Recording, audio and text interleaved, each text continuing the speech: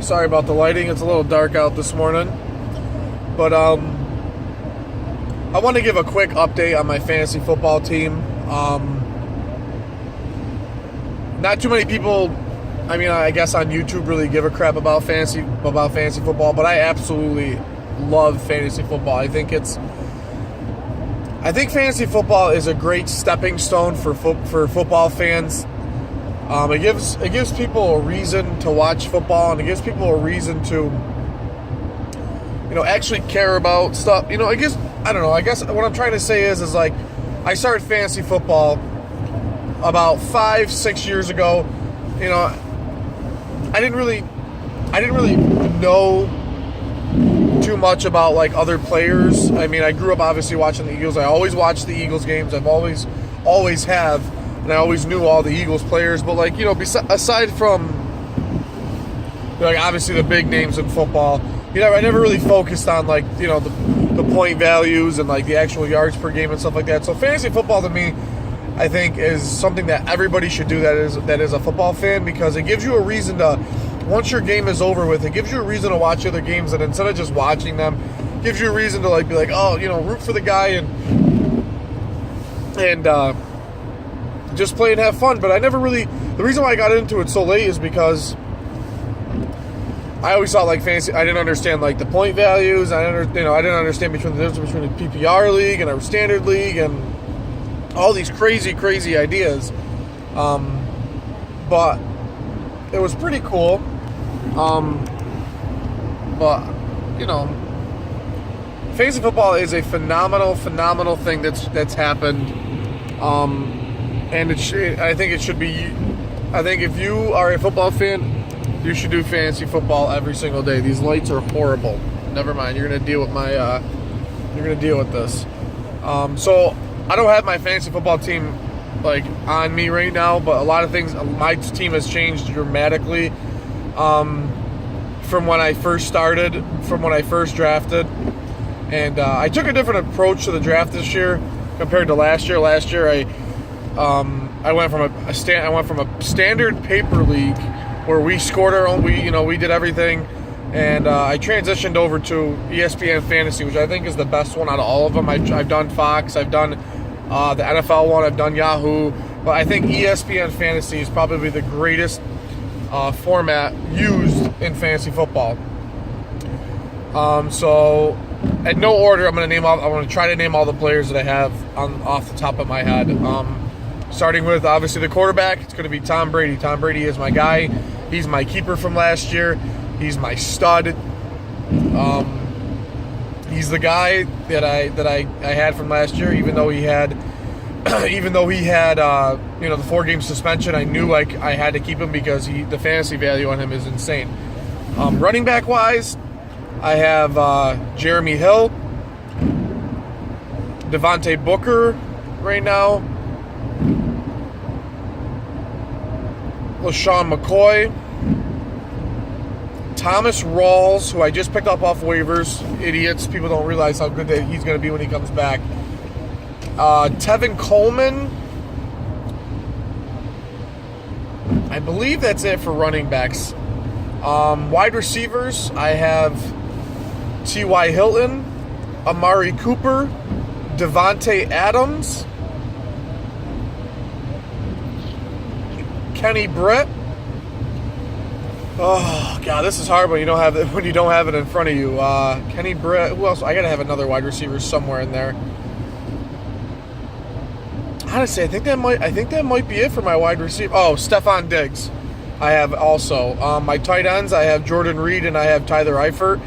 I picked up Tyler Eifert off waivers because I knew when he came back he was going to be a stud, and I liked Jordan Reed last year. He did a lot for me last year aside from the injuries, but I kept him.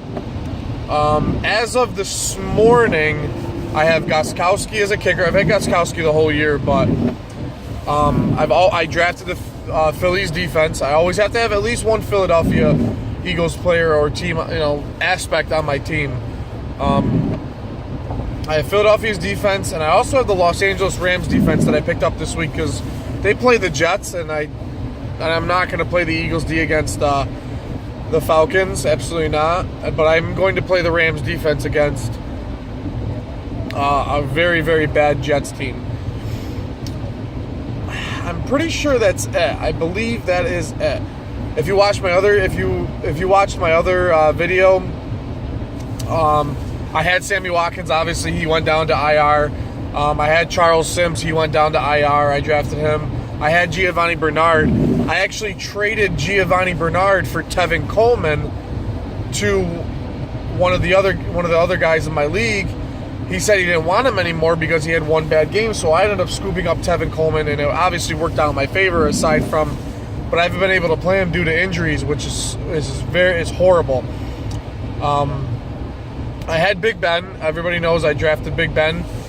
And Big Ben actually went out the week or after, I believe, Tom Brady came back. So unfortunately, I had to make a very significant trade.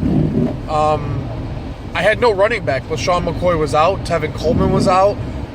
Jeremy Hill. A lot of my guys are on byes. I had a really, really rough. My record right now, as it is 6-3. I started 0-1, and then I won 6 straight games, and then I lost 3 straight games. I had a very, very rough 3 weeks with bye weeks and players underperforming. But I ended up having to trade Big Ben and my 6th round draft pick to next year's draft for Devontae Booker, who is obviously a fantasy boomer bust. He had a horrible game last week, but I can see him bouncing back. Obviously with C.J. Anderson on IR, which was a horrible loss. I feel like Devontae Booker will have a good game this week, especially against the New Orleans Saints. And I'll keep Booker in my lineup probably for the rest of the year. He showed very good promise. I'm trying to think what else. Oh, I did drop Sammy Watkins obviously to the IR. We don't have an IR spot in our league. It's standard, and it's also a standard league. I traded my number 2 draft pick, and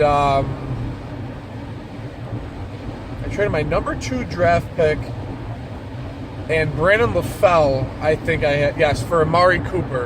And it's going to be a huge thing. I got him right before the bye week, so I can't wait to play him. But obviously, like this week, it's tough because Amari and Ty are both on byes.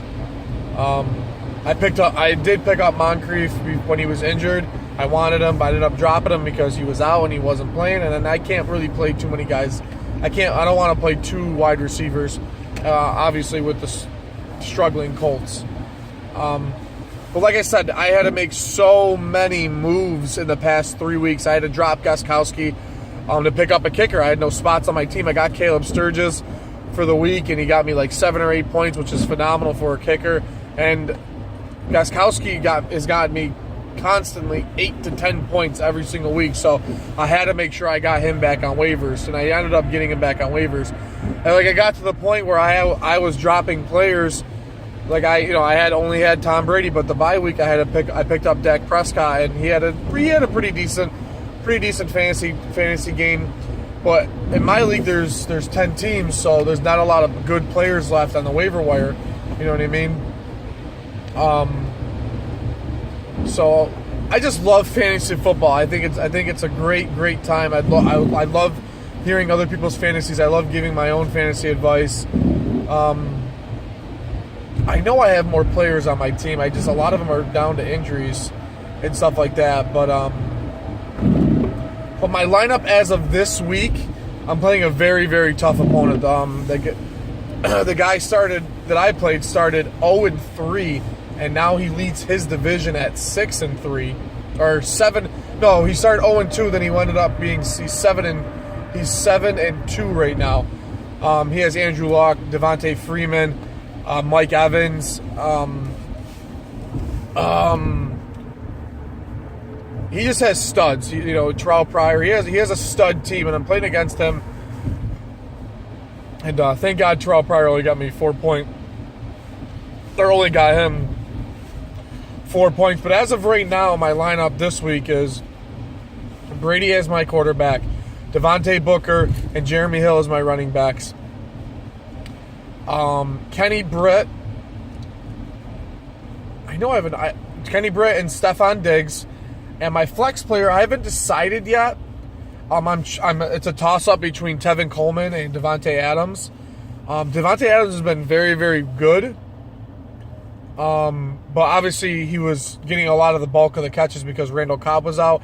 But I still feel like he'll be getting a lot of catches even with Randall Cobb. And Tevin Coleman's very questionable. I just don't... The problem is like I put McCoy in that 1 week he played when he was very questionable, got like 2 points, and he ended up screwing me out of I ended up losing by like 4 or 5 points because of that. If I just put, another running back, or if I picked up a running back off the waiver wire, that would have got better points. But at my tight end, I ended up choosing Tyler Eifert over Jordan Reed. I do not like the matchup in Minnesota. Minnesota has not given up a touchdown to tight ends this year, and Tyler Eifert's back, and he's a huge red zone target. I know AJ Green's out there, but Tyler Eifert is a huge red zone target, and that's why I'm playing him. And